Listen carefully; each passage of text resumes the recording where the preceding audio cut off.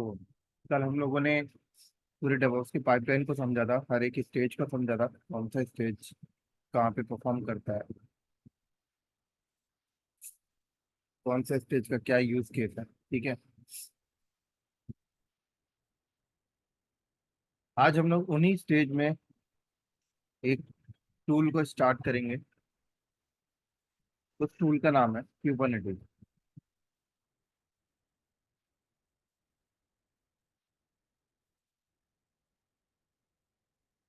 क्या है क्यूबरनेटिस? तो अगर हम लोग क्यूबरनेटिस की बात करें तो क्यूबरनेटिस आपका क्या है? वर्क स्टेशन मैनेजमेंट टूल का पार्ट। क्या है? Work station management tool.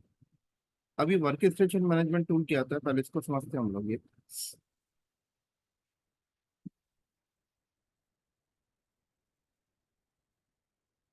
जैसे एक मिनट रुकना।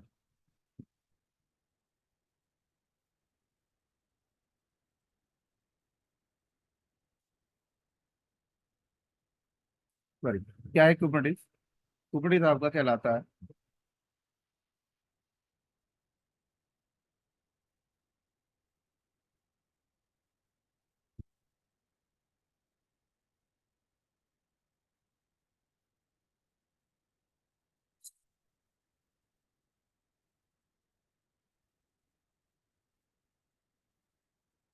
ठीक है। वर्क स्टेशन मैनेजमेंट टूल का मतलब क्या होता है? किसी भी चीजों को मैनेज करने वाले को वर्क स्टेशन हम लोग कहते हैं। देखो, पहले आईटी वर्ल्ड में क्या होता था? फिजिकल डेटा सेंटर लगते थे। क्या लगते थे? Physical data centre. Physical data centre में ये फिजिकल कंप्यूटर्स हैं। इन फिजिकल कंप्यूटर्स को कैसे मैनेज किया जाता था कि एक कंप्यूटर अगर फेल्ड हो जाए तो दूसरे कंप्यूटर से सर्विस आपको मिल जाए। तो फिजिकल कंप्यूटर्स में उनके अपने लोड बैलेंसर्स आते थे, अपने फायरवॉल आते थे, अपने स्विचेस आते थे। तो ये सारी चीजें वर्क स्टेशन मैनेजमेंट का पार्ट हुआ करती। फिर उसके बाद जब क्लाउड आया मार्केट में, तो हम लोग वीएम्स क्रिएट करते हैं, EC2 क्रिएट करते हैं। उन वीएम्स को और EC2 को कैसे मैनेज करा जाता है कि अगर कोई वीएम डाउन हो जाए तो ऑटोमेटिक रिकवर हो जाए, कोई वीएम फेल हो जाए तो ऑटोमेटिक आ जाए, with the help of auto scaling load balancer. तो यहाँ पर ये चीजें होती हैं वर्क स्टेशन मैनेजमेंट टूल। लेकिन जब बात आती है कि आपकी एप्लीकेशन आपकी एप्लीकेशन क्या है, ना तो वीएम पे डायरेक्ट चल रही है, आपकी एप्लीकेशन ना तो बेयर मेटल मशीन पे चल रही है, आपकी एप्लीकेशन ना तो ऑपरेटिंग सिस्टम के ऊपर चल रही है, आपकी ऑपरेटिंग सिस्टम आपकी एप्लीकेशन कहाँ चल रही है? कंटेनर के अंदर। तो जब कंटेनर के अंदर चल रही है तो अब बात आती है कि कंटेनर का मैनेजमेंट टूल आपको यूज करना पड़ेगा। क्यों यूज करना पड़ेगा? समझाता हूँ थोड़ा। देखो, पहले समझते हैं कि क्यूबरनेटिस की नीड क्यों पड़ी वर्ल्ड को, थोड़ा डिटेल में। ये डेवलपर है, ये कौन है? ये डेवलपर है।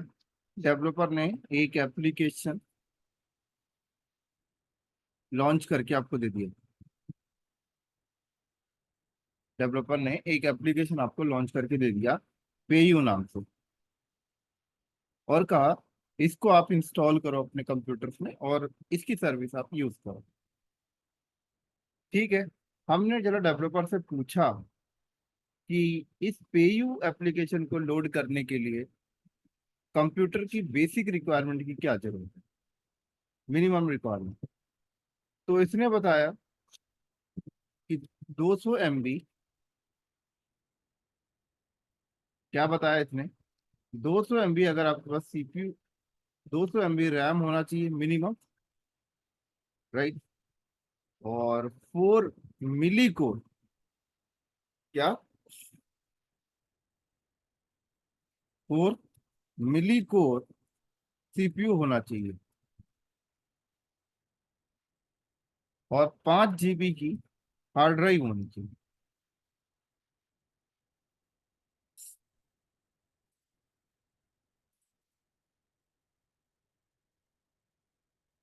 और विंडोज 10 ऑपरेटिंग सिस्टम होना चाहिए। तो जिस डेवलपर ने इस एप्लीकेशन को बनाया उसने आपसे क्या बोला कि ये चीजें होनी चाहिए। 200 MB रैम होनी चाहिए, 4 कोर सीपीयू होना चाहिए, 4 मिली कोर का। 4 कोर नहीं बोल रहा हूँ, एक कोर सीपीयू में 1000 मिली कोर होता है। तो आप समझ ले 4 मिली कोर की नीड है बस। 5 GB की हार्ड ड्राइव चाहिए और विंडोज ऑपरेटिंग सिस्टम होना चाहिए। तो पहले के टाइम पर हमें ये चीज लोड करनी है। तो पहले क्लाउड तो हुआ नहीं करता था। पहले अगर हम लोग देखें, ना ही वीएम का कंसेप्ट है। पहले सिर्फ वेयर मेटल होता था। तो आप क्या करते थे, मार्केट से हार्डवेयर आपने खरीदा। ये हार्डवेयर आपने खरीदा। अब आपने फॉर एग्जांपल हार्डवेयर खरीदा 32 GB का रैम का।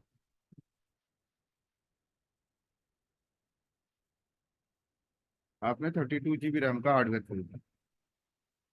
इसमें सीपीयू लगा हुआ है, 16 कोर सीपीयू लगा हुआ है। 16 कोर मतलब 16,000 मिली कोर सीपीयू लगा हुआ है। 16 core equal to 16,000 milli core. 5 TB की डिस्क लगी हुई है। ये आपने परचेज की। अब आप इस पे क्या करते हो, विंडोज ऑपरेटिंग सिस्टम आपने इस पे लोड किया। अब विंडोज ऑपरेटिंग सिस्टम लोड हुआ, तो विंडोज ऑपरेटिंग सिस्टम ने ले लिया,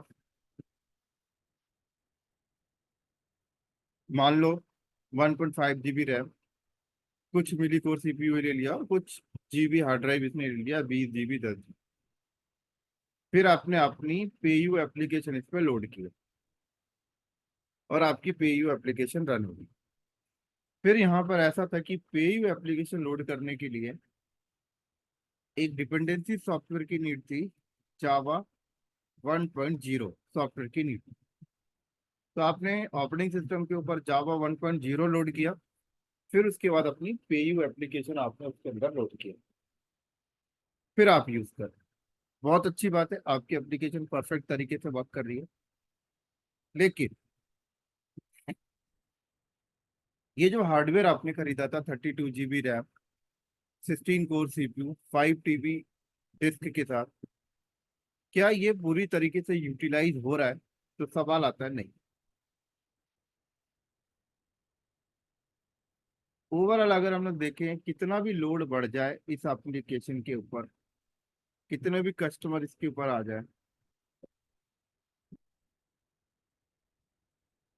इनिशियल स्टेज में, तो यहाँ पे देखने को मिलता है कि सिर्फ 5 GB की हार्ड ड्राइव यूज हो रही है। सिर्फ 1 से 2 कोर सीपीयू यूज हो रहा है। 100 GB तक की हार्ड ड्राइव यूज हो रही है। तो बाकी के जो हार्डवेयर आपके रिमेनिंग है, उनको कैसे यूटिलाइज कर, उनको यूटिलाइज करने का पहला तरीका यही है कि जो पेयू एप्लीकेशन आपकी इसके अंदर लोडेड है, उस पे इतने ज्यादा कस्टमर्स आ जाए कि वो बैलेंस हो जाए, कि आपने जितना हार्डवेयर लिया है वो यूज हो रहा है, आपने जितना पैसा इन्वेस्ट किया है वो वेस्ट नहीं जा रहा है, उतने यूजर्स आ रहे हैं, तो लोड को हैंडल कर पा रहा है और आपको रेवेन्यू जनरेट करके दे रहा है। ये तो तब के केस में है जब मैक्सिमम कस्टमर आपके पास आ रहे हैं। अगर मैक्सिमम कस्टमर नहीं आते हैं, तो ये जो अदर रिसोर्सेज जो हैं, जो रिमेनिंग रिसोर्सेज हैं, क्या मैं उनको यूटिलाइज कर सकता हूँ? तो सवाल उठता है, नहीं कर सकते यूटिलाइज। तो उनको यूटिलाइज अगर नहीं कर सकते आप, तो हार्डवेयर वेस्ट हो, वो रिसोर्स वेस्ट हो। अब सवाल आता है कि ठीक है, हमें कम हार्डवेयर लेना चाहिए। तो अगर हम कम हार्डवेयर लेते हैं तो उस केस में भी हमें प्रॉब्लम है। अगर हमारी एप्लीकेशन पे कस्टमर ज्यादा आ गए,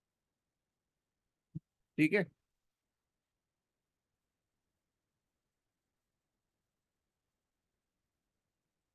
विंडोज भी डाल सकते हो।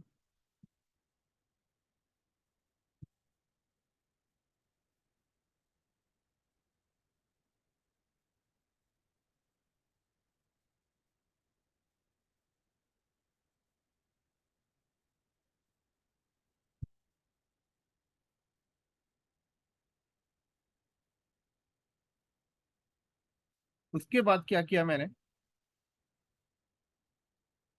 ये मैंने लोड किया।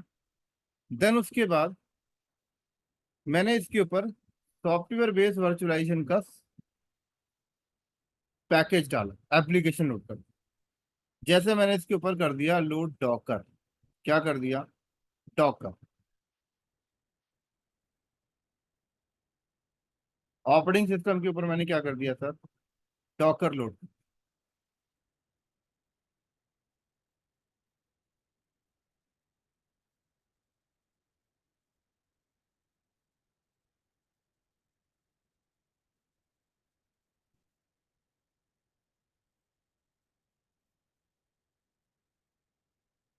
मैंने इस पे क्या लोड कर दिया, डॉकर। तो जब मैंने इस पे डॉकर लोड कर दिया, तो अब मैं क्या कर पा रहा हूँ पता है, मैं वीएम की जगह यहाँ पे कंटेनर बना रहा हूँ। और ये कंटेनर कहता है कि आपको कोई हार्डवेयर स्टार्टिंग में अलॉट करने की जरूरत नहीं है। ये कंटेनर मैंने यहाँ पे क्रिएट किया। कंटेनर कहता है कि मैं ऑटोमेटिक, मुझे जितनी हार्डवेयर की जरूरत होगी मैं उतनी ले लूंगा, उससे ज्यादा। तो ये मैंने कंटेनर लॉन्च किया। अब इस कंटेनर में light weight operating system load करना है, लाइट वेट इमेज। पहले अगर आप देखो तो वीएम के ऊपर 4 GB की ऑपरेटिंग सिस्टम आप डालते थे, 6 GB की ऑपरेटिंग सिस्टम डालते। क्यों डाल रहे हो 4 GB 6 GB की ऑपरेटिंग सिस्टम? क्योंकि ऑपरेटिंग सिस्टम के अंदर बहुत सारे फंक्शंस होते हैं जो शायद आपके काम के भी नहीं होते। तो लाइट वेट इमेज ऐसी इमेज होती है जिसके अंदर से वो सारी चीजें हटा दी जाती हैं जो आपके स्कोप से बाहर है। जैसे अगर मैं प्रोडक्शन में बात करूं तो मुझे ये साउंड की क्या जरूरत है, मुझे ये बेल आइकन की क्या जरूरत है, मुझे ये वन नोट की क्या जरूरत है। ऐसे तमाम इतने सारे डिफॉल्ट, इसकी क्या जरूरत है, इसकी क्या जरूरत है, इसकी क्या जरूरत है, इसकी क्या जरूरत है कंपनी में। तो ऑपरेटिंग सिस्टम का साइज इतना बड़ा इसलिए होता है क्योंकि उसमें ऐसी सारी चीजें पड़ी होती हैं, बट इंडस्ट्री में उन सारी चीजों की जरूरत नहीं है। तो लाइट वेट इमेज में वो सारी चीजें हटा दी जाती हैं, सिर्फ काम की चीज इसके अंदर होती है। जैसे सेल, बाइनरी, लाइब्रेरी। तो एक लाइट वेट इमेज के अंदर क्या होंगी, कुछ चीजें होंगी बस। एक सेल होगी, एक लाइब्रेरी होगी, और एक क्या होगी, सेल होगी, लाइब्रेरी होगी,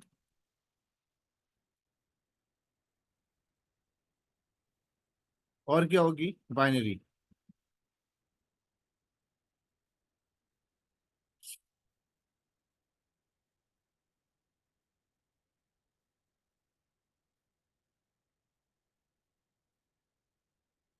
ये लाइट वेट इमेज।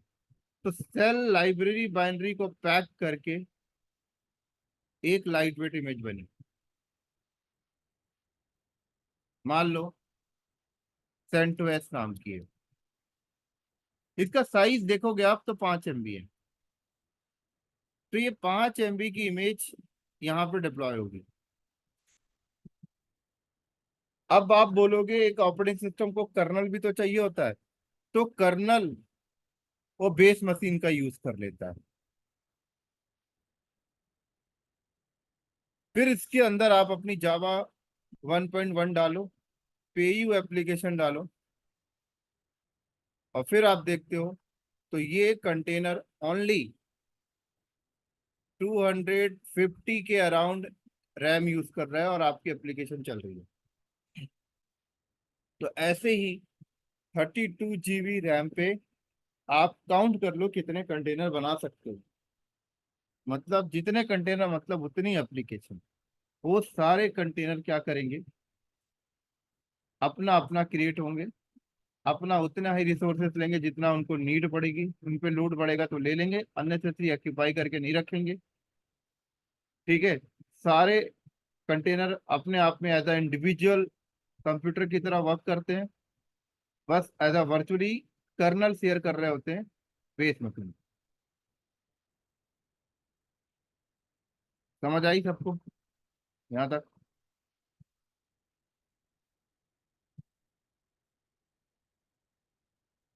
हाँ जी।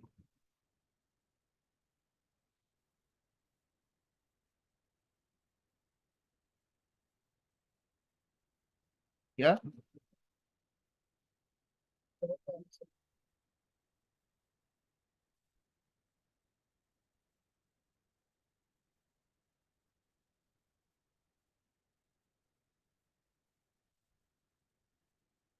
तो देखा गया कि सॉफ्टवेयर बेस्ड वर्चुअलाइजेशन ज्यादा बेटर है हार्डवेयर बेस्ड वर्चुअलाइजेशन।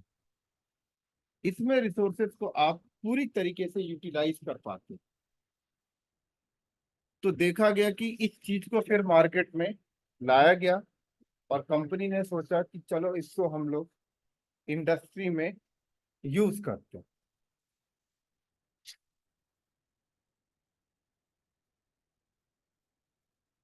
तो जब इसको इंडस्ट्री में यूज करने के लिए प्लानिंग प्लॉटिंग की गई,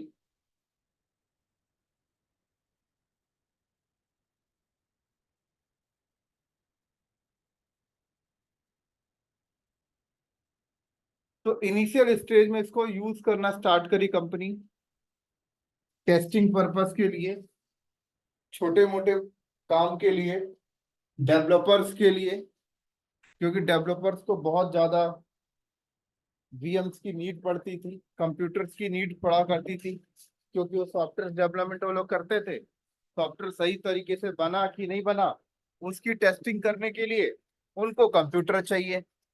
अब उन्हें कंप्यूटर चाहिए तो सिस्टम एडमिनिस्ट्रेटर टीम को कहते थे कि कंप्यूटर ला कर दो भाई। तो अब वो वीएम वेयर का कंसेप्ट चल रहा है, तो वीएम वेयर पे वीएम काट काट के उन्हें देते थे, उनसे पूछा करते थे भाई किस पर्पस के लिए चाहिए, कितने दिन के लिए चाहिए, क्या टाइम लाइन के लिए चाहिए। इन सब चीजों से होता क्या था कि टाइम वेस्ट होता, कि एक डेवलपर है, एक एप्लीकेशन उसने बनाया है, अब उसे एक कंप्यूटर चाहिए विंडो 10 बेस, उस पे उसको अपनी एप्लीकेशन लोड करके टेस्ट करनी है। वो तो खुद कर नहीं सकता, आईटी के बंदों को बोलता था, वो उनसे अप्रूवल लेते थे सीनियर से, फिर जाके हफ्ते में एक आध हफ्ते के बाद उन्हें प्रोवाइड कर पाते थे। इन सब चीजों से टाइम वेस्ट होता। अब जब से कंटेनराइजेशन टेक्नोलॉजी मार्केट में आई, सॉफ्टवेयर बेस्ड वर्चुअलाइजेशन मार्केट में आया, तो कंपनी डेवलपर को कहती कि आप अपने स्किल्स में डॉकर की नॉलेज रखो, डॉकर की नॉलेज ले लो, और उसके बाद आप क्या करो, खुद ही कंटेनर बनाओ और उसमें लाइट वेट इमेज डालो और खुद ही टेस्टिंग कर लो, इस तरीके से। और फिर इतना कस्टमाइजेशन आपको दे दिया कि आप अपनी लाइट वेट इमेज को भी चाहो तो अपनी जरूरत के हिसाब से कस्टमाइज कर लो। जैसे कि अभी देखो लाइट वेट इमेज के अंदर से बाइनरी सेल ये चीजें हैं, मैं चाहूँ तो अपने लाइट वेट इमेज को रीबिल्ड कर लूँ। रीबिल्ड का मतलब उसके अंदर अपनी एप्लीकेशन पूरी कॉन्फ़िगर करके उसे बिल्ड कर लूँ, अपने हिसाब से रेडी कर लूँ, मुझे ये चीजें चाहिए मैं वो चीजें डाल दूँ।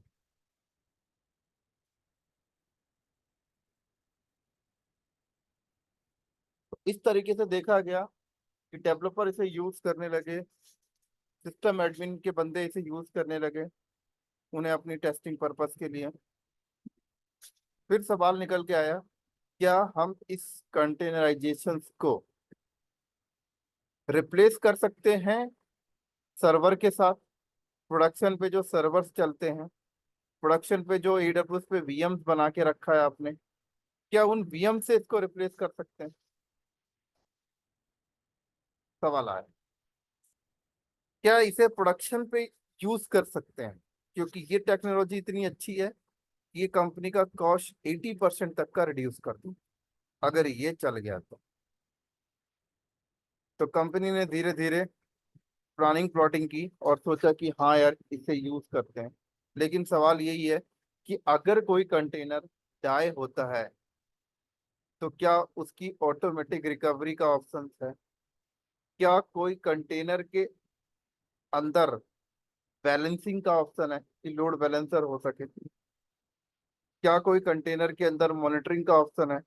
क्या कोई कंटेनर के अंदर ऑटो स्केलिंग का ऑप्शन मिल पाएगा? क्योंकि कंटेनर लाइक एक कंप्यूटर की तरह यूज करने जा रहे हो भाई। कंटेनर को आप एक कंप्यूटर की तरह यूज करने जा रहे हो।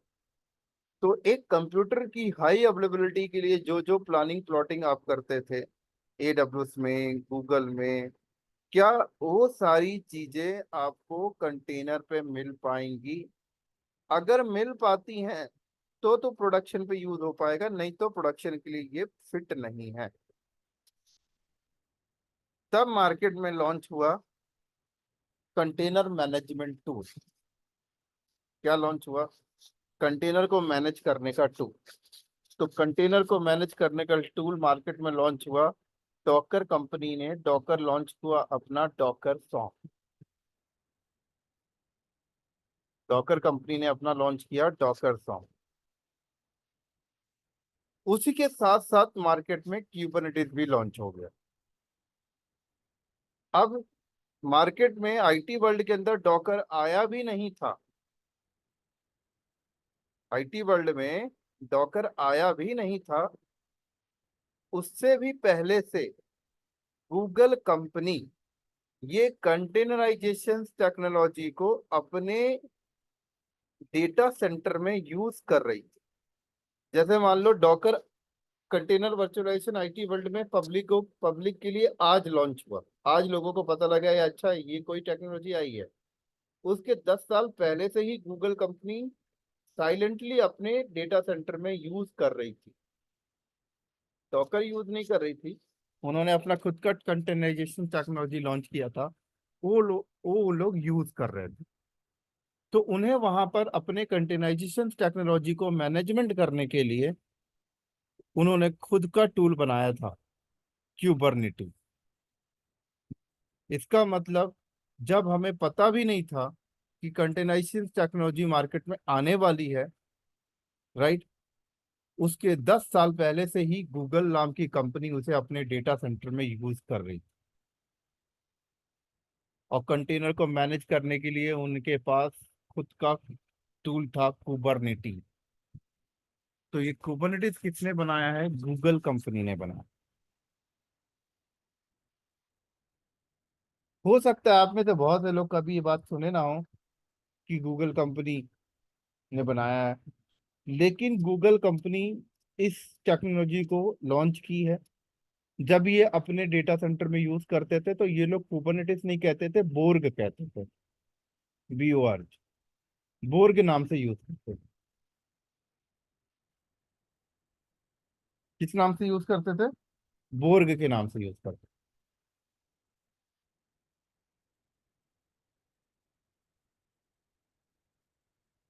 उसके बाद गूगल नाम की कंपनी ने इसे पब्लिकली डोनेट कर दिया। तो जब ये टेक्नोलॉजी पब्लिकली डोनेट हो गई क्यूबरनेटिस, तो अब ओपन सोर्स टेक्नोलॉजी का पार्ट था ये, फ्री ऑफ कॉस्ट यूज कर सकते हो। लेकिन टेक्नोलॉजी लॉन्च डोनेट हुई थी 2004 में। अब कोई भी चीजें अगर फ्री ऑफ कॉस्ट ऐसे मार्केट में आ जाएं तो जनरेशन के हिसाब से उस पर अपग्रेशन भी चाहिए। अगर जनरेशन के हिसाब से उस पर अपग्रेशन नहीं होता है तो टेक्नोलॉजी कभी नहीं चलती है। जैसे पाइथन 1991 पे आ चुका था, लेकिन उस पे कोई अपग्रेडेशंस नहीं कर रहे थे, तो टेक्नोलॉजी चल नहीं पाई थी, राइट। जब उस पे कोई अपग्रेडेशंस होना स्टार्ट हुआ, तब जाकर मार्केट में 2020 में, 19 में, ठीक 20 साल के बाद लोगों को लगा कि पाइथन एक अच्छी चीज है, उसे यूज करना चाहिए, जो कि लॉन्च हो गई थी 1991 में। तो ऐसे ही कुबरनेटिस डोनेट तो हो गया, लेकिन अगर इस पे कोई काम नहीं करता, अपग्रेशन की कोई टीम नहीं होती, तो ये मार्केट में नहीं चल पाती, फिर वही डॉकर स्वामी चलता। लेकिन एक कंपनी आई मार्केट में, लिनक्स फाउंडेशंस नाम से। उसने बोला हम इसे मैनेज करेंगे, हम इसके अपग्रेशंस को हैंडल करेंगे, हम इसके बग्स को रिकवर करेंगे, हम इसके नए वर्जन रिलीज करेंगे।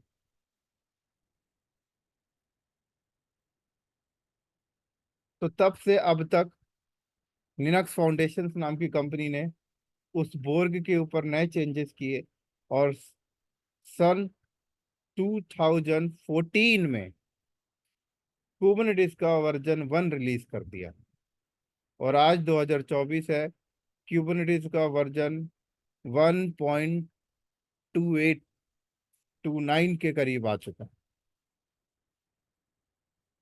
तो आज क्यूबरनेटिस के ऊपर जो भी अपग्रेडेशंस है, जो भी नए फीचर्स लाने हैं, जो भी कंपेटेबिलिटी की बात आती है, कोई भी इंटीग्रेशन की बात आती है, तो लिनक्स फाउंडेशन नाम की कंपनी इसको हैंडल करती है।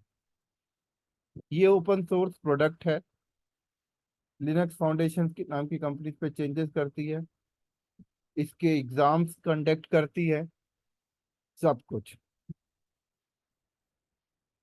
और ये कुबरनेटिस इतना पावरफुल है कि बहुत बड़े लार्ज इंफ्रास्ट्रक्चर के लिए फिट है ये।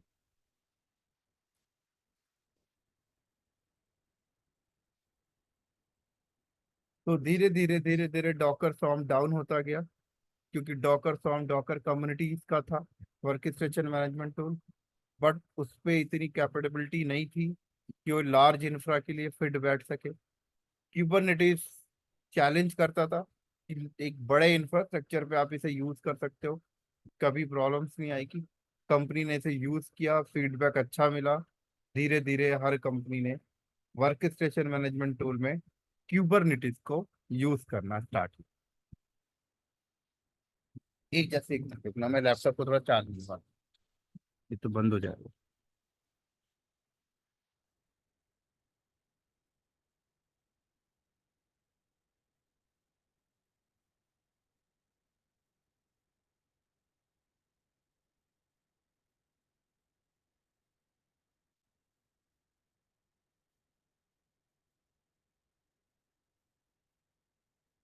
तो कंपनी ने क्या किया,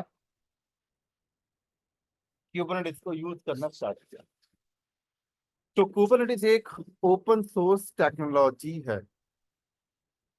तो अगर हर कंपनी, क्यूबरनेटिस सब जगह फिट बैठ जाता है। अगर कोई ऑन प्रमाइसेस बेस्ड कंपनी है जो कभी क्लाउड्स पे नहीं जाना चाहते, वो लोग भी कुबरनेटिस को यूज कर सकते हैं। अगर उसे अपने इन्वायरमेंट में 500 सर्वर यूज कर रहे हैं, कुबरनेटिस का इस्तेमाल कर लिया, तो 50 सर्वर पे उनका काम हो जाए। कंटेनर वर्चुअलाइजेशन इंप्लीमेंट कर दिया, तो आपकी कंपनी क्लाउड पे है, क्लाउड पे आप काम कर रहे हो 500 वीएम बना के, आप वो 500 वीएम में से 450 वीएम हटा दो, 50 वीएम में काम हो जाएगा। आप कंटेनराइजेशन और वर्क स्टेशन मैनेजमेंट टेक्नोलॉजी को लॉन्च कर।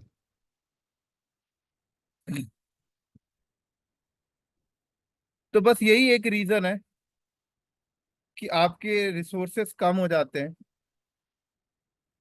इसीलिए क्यूबरनेटिस मार्केट में सबसे पावरफुल टूल आता है पूरे डेवऑप्स के अंदर, सबसे इंपॉर्टेंट टूल, सबसे ज्यादा कंपनी को बेनिफिट करने वाला।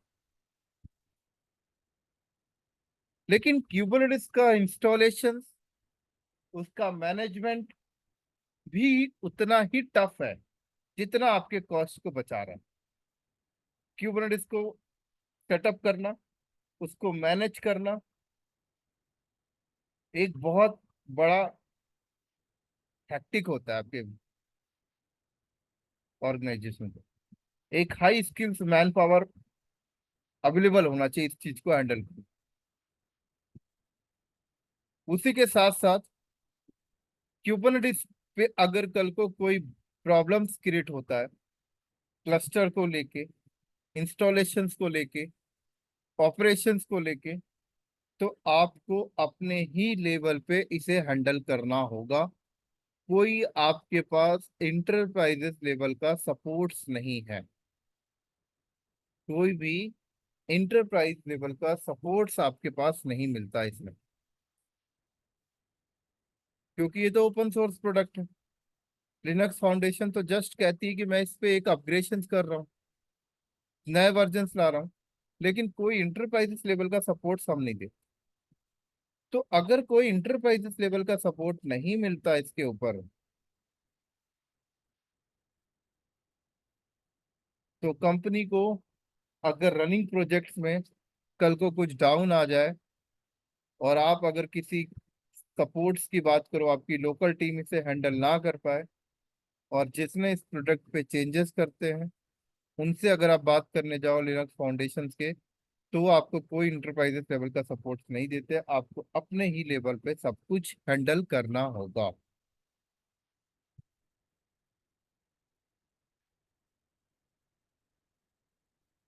तो बहुत सी कंपनियां हैं जो कहती कि हमें नीड भी नहीं है, हमें नीड भी नहीं है, हमारे पास वो हाई स्किल्स मैन पावर के बंदे हैं जो सिर्फ ओनली क्यूबरनेटिस पे एक्सपर्ट है। वो हर चीज जानते हैं, वो अपने लेवल पे सॉल्व करते हैं। उनके पास हर एक चीज की प्लानिंग प्लॉटिंग है। पूरी डिजास्टर, डेटा सेंटर की डिजास्टर रिकवरी उनके पास है। फिर तो कोई प्रॉब्लम। लेकिन एक ऐसी कंपनी की बात करें जो सिर्फ अपने एप्लीकेशन पे फोकस रखना चाहते हैं, जो इन उलझनों में नहीं पड़ना चाहते कि कल को कुछ इश्यू आ गया तो किसी से सपोर्ट्स मांगे, जिनका फोकस सिर्फ अपनी रेवेन्यू के ऊपर है, उन कंपनियों के लिए क्यूबरनेटिस थोड़ा सा डिफिकल्ट होता था यूज करना। तो बहुत सारी कंपनी ने इस चीज को ऑब्जर्व किया, देखा कि क्यूबरनेटिस बहुत अच्छी चीज तो है, बहुत अच्छी टेक्नोलॉजी है, लेकिन इसको ऑपरेट करना उतना ही टफ है, उतना ही प्रॉब्लम क्रिएटेड है, उतना ही माइंड को बिजी रखता। तब उन सारी कंपनियों ने एक सॉल्यूशन ढूंढना स्टार्ट किया। सॉल्यूशंस क्या?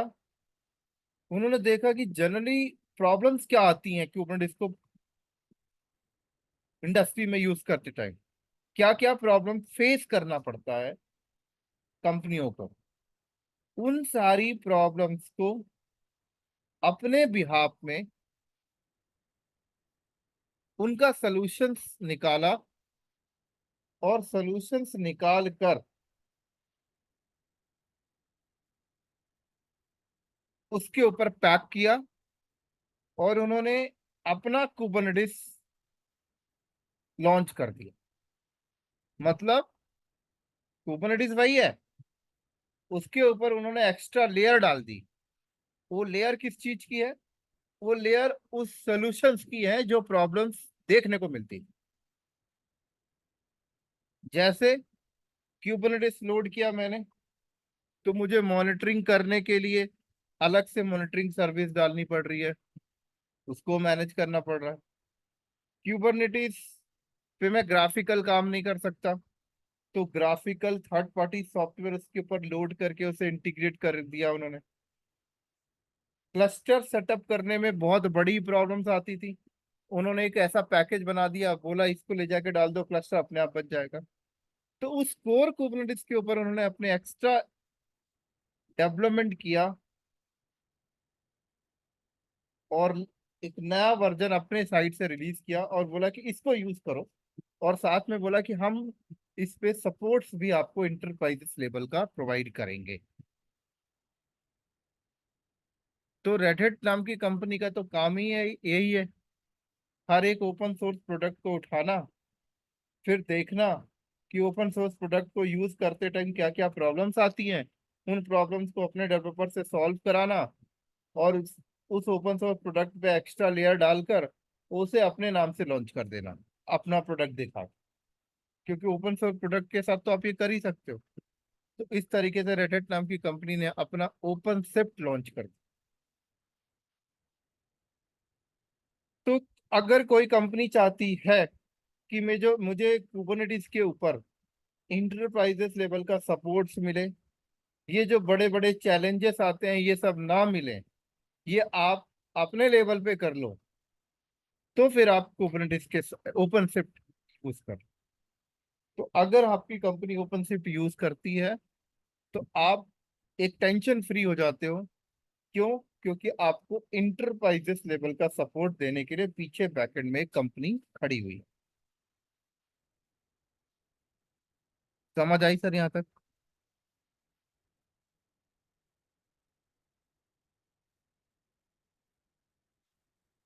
हाँ जी।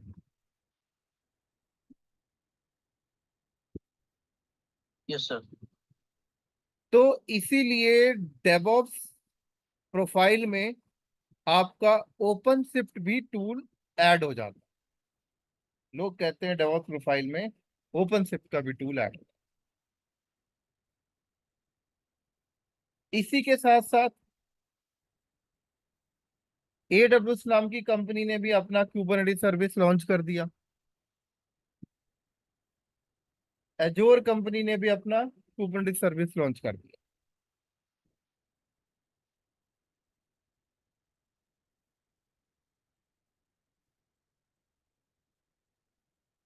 तो as a industry point of view से देखें और as a learning point of view से देखें, तो लर्निंग पॉइंट ऑफ व्यू आपका कहता है कि पहले आप कुबरनेटिस सीखें, क्योंकि कोर तो यही है सबका। फिर आप अपना रेड हैट का ओपन शिफ्ट सीखें।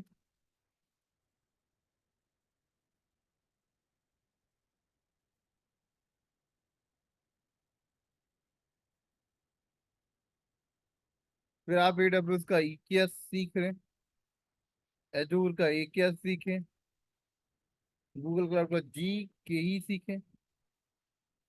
ये सारी चीजें आपको क्लियर होनी चाहिए। फिर आप किसी कंपनी में जाते हैं, वो कंपनी अपने अपने हिसाब से यूज कर रही है। क्यों? क्योंकि अगर आप रेडिट का ओपन शिफ्ट लेते हैं तो एक लाइसेंस कॉस्ट आपका जाएगा, एक सपोर्ट के चार्जेस जाएंगे। वो आप बचाना चाहते हैं तो कुबरनेटिस में बच जाता है, क्योंकि तो टोटल ओपन सोर्स है। लेकिन आप चाहते हैं कि मुझे सपोर्ट के साथ काम करना है, तो तब के लिए फिर ये। फिर अगर आप चाहते हैं कि मुझे रेडी टू मूव क्लस्टर बन मिल जाए, क्लस्टर भी बनाना ना पड़े, क्योंकि क्लस्टर बनाने में भी एक बिग प्रॉब्लम है, तो फिर इनके साइड चले जाएं, EKS AKS GKE। ये सब इनका बेस सब कुबरनेटिस ही है। इन पे काम करने ऑपरेशंस के जो कमांडे होते हैं वो सब कुबरनेटिस के ही हैं। इनमें सिर्फ डिफरेंस यही है कि क्यूबरनेटिस में सपोर्ट नहीं मिलता, रेड हैट ओपनशिफ्ट में सपोर्ट मिल जाता है। दोनों में क्लस्टर सेटअप आपको करना पड़ेगा। EKS AKS GKE इन तीनों में और कुबरनेटिस रेड हैट ओपनशिफ्ट में डिफरेंस ये है कि EKS AKS GKE में आपको क्लस्टर नहीं बनाना, बात खत्म। रेडी टू मूव क्लस्टर आपको मिल जाता है। इन सब सेटअप होने के बाद जो ऑपरेशन वर्क है वो सबका सेम रहता है। समझ आई मेरी बातें आपको? हाँ जी। किसी को कोई डाउट?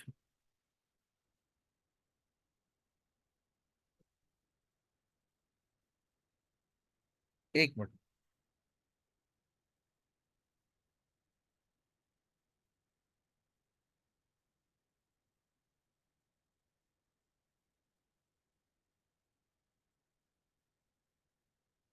ठीक हो गया।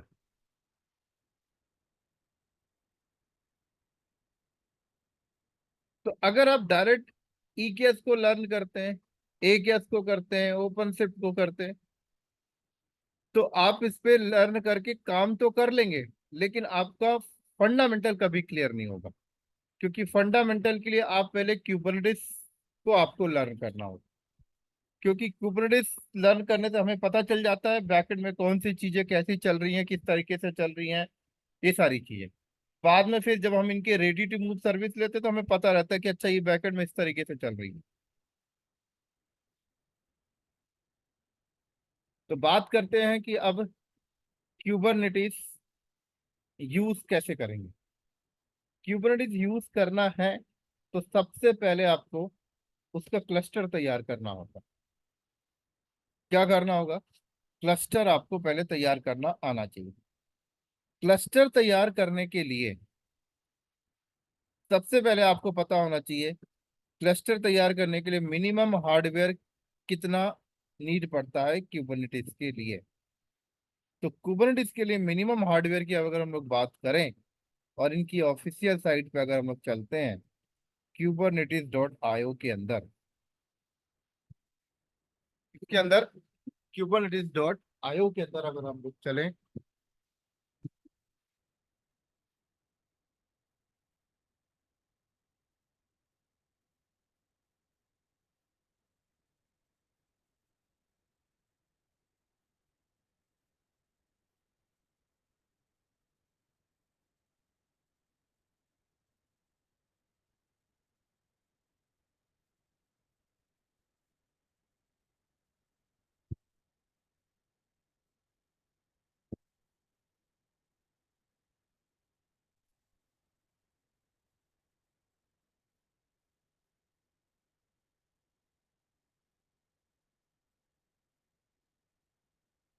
कह रहा है इंस्टॉलिंग द kubernetes, कह रहा बिफोर यू बिगन, कह रहा लिनक्स होस्ट होना चाहिए। kubernetes project provide generic instruction for the Linux distribution based on the Debian और रेड हैट। कह रहा है ऐसी मशीन होनी चाहिए जिसमें 2 GB रैम पर मशीन होना चाहिए, 2 CPU होना चाहिए, full network connectivity between all machine in the cluster, public और प्राइवेट नेटवर्क इज फाइन।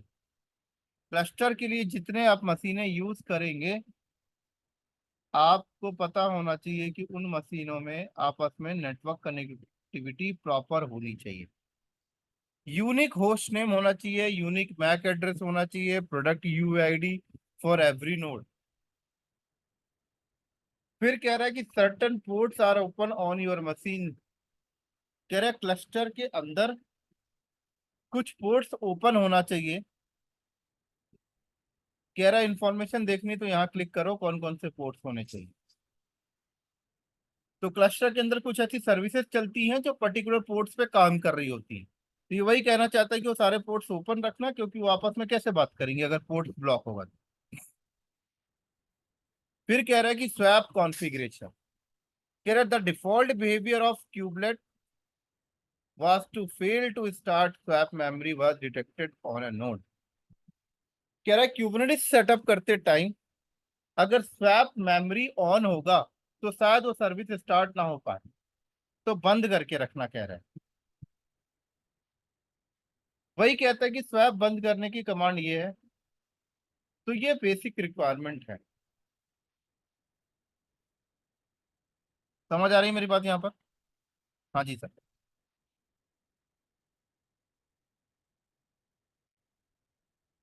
तो क्लस्टर बनाने के लिए आपके पास मिनिमम 2 मशीनें होनी चाहिए। तो अब ये 2 मशीनें आप कहाँ से लाओगे? आप ये 2 मशीनें कंप्यूटर मार्केट जाओ और खरीद के ले आओ, घर पे लाके रख लो, कोई दिक्कत नहीं। फिर आप कंप्यूटर दुकान से एक नेटवर्क स्विच खरीद के ले आओ और 2 नेटवर्क केबल खरीद के ले आओ। ठीक है, आप कंप्यूटर लगाओ, इन कंप्यूटर पे आप ऑपरेटिंग सिस्टम डालो, आप अपनी नेटवर्क स्विच रखो, इसमें सेम रेंज की आईपी डाल दो, दोनों को आपस में लैन केबल से कनेक्ट कर दो। फिर आप अपने घर पे एक वाईफाई राउटर लगवा लो,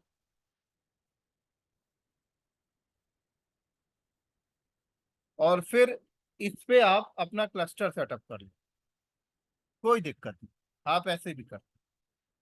इतना तामझाम नहीं करना।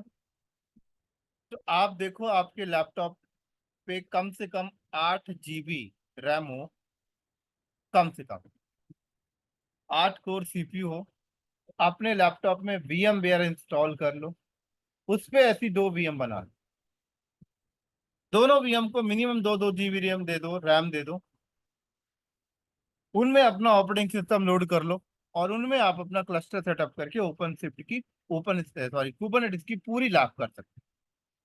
इतना भी नहीं करना तो AWS क्लाउड पे जाओ, वहां 2 VM बना के कर लो। क्या? AWS क्लाउड पे जाओ, वहां 2 VM बना के कर लो। मैं कहता हूं इतना भी नहीं करना तो AWS में ready to move Kubernetes cluster ले लो। वो क्या करेगा, बैकएंड में पूरा क्लस्टर बना के आपको एक कंसोल दे देगा, बोलेगा इस पे कर अपनी प्रैक्टिस कुबरनेटिस की। ये चीज आप AWS किससे ले सकते हो? ये एजोर से ले सकते हो। बट वो चीजें वो अभी के लिए परफेक्ट नहीं है, वो कंपनी के लिए परफेक्ट है। अभी तो हम सीखने आए हैं, तो हमें पता होना चाहिए कि क्लस्टर इनिशियल स्टेज से कैसे लगता है, ग्राउंड लेवल से, जिससे कि हमारा कुबरनेटिस को लेके, वर्क स्टेशन मैनेजमेंट टूल को लेके हमारे दिमाग में किसी तरीके से डाउट ना रह जाए, सारा पिक्चर हमारे दिमाग में क्लियर होना चाहिए। तो पहले खुद कुबरनेटिस लगे, खुद इसके क्लस्टर बनाना सीख। समझ आई बात यहाँ पर? हाँ जी। तो इसके क्लस्टर हम लोग बनाते हैं, कल हम लोग इसके क्लस्टर बनाएंगे।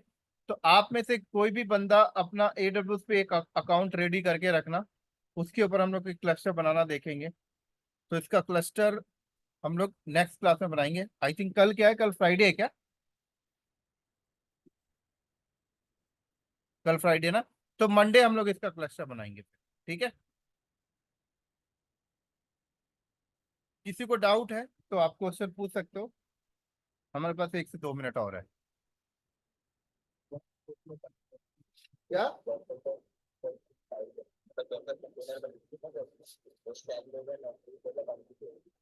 डॉकर कंटेनर की हमें यहाँ पे कोई जरूरत नहीं है सर, कुबरनेटिस।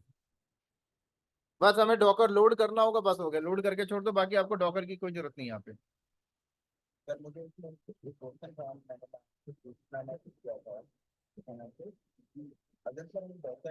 क्या नाम है आपका? हाँ, सुशांक, शशांक बोलो।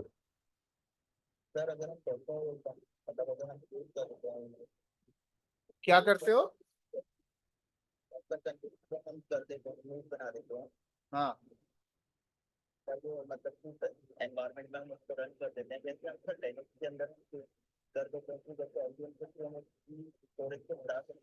हाँ।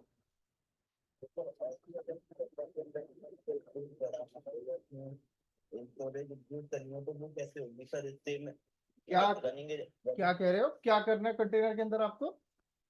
कंटेनर के अंदर अगर मुझे उसकी स्टोरेज को इंक्रीज करना हो। सर क्यूबरनेटिस जब आप यूज करते हो तो आपको ये सारा काम आपको यूज करने की जरूरत नहीं पड़ती है, ये सब वेस्ट हो जाता है, यूजलेस काम है फिर। अगर आप कुबरनेटिस यूज कर रहे हो, आपको इन सब चीजों की जरूरत ही नहीं पड़ती कंपनी में।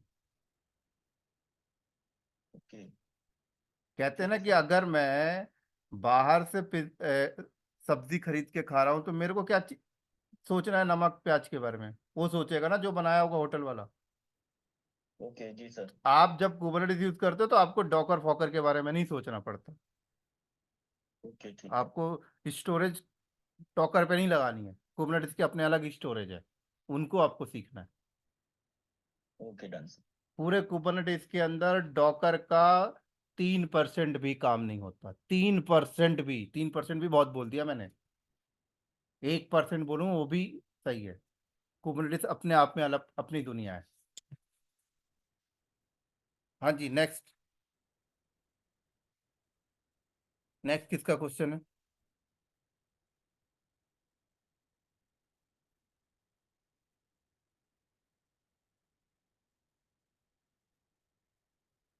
क्वेश्चन ही मैं क्लास को ड्रॉप करूं फिर?